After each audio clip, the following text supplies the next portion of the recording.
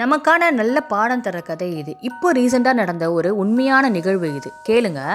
22 வயது இளைஞர், கபடி விளையாட்டில் state level player, gold medalist வேற.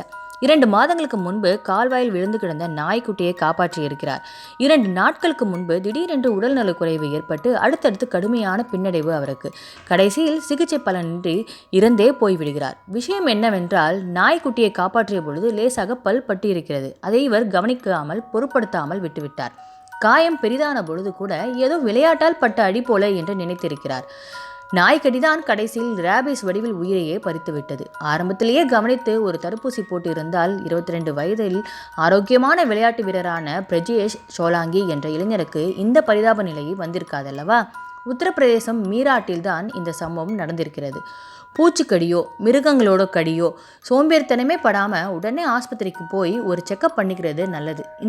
இந்த பதிவை நிறைய பேருக்கு ஷேர் பண்ணுங்கள். அப்போ தான் தெரியாதவங்களுக்கும் இந்த விஷயம் தெரியும், ஒரு விழிப்புணர்வு ஏற்படும். உங்களுக்கு பிடிச்சிருந்துச்சா இந்த பதிவு?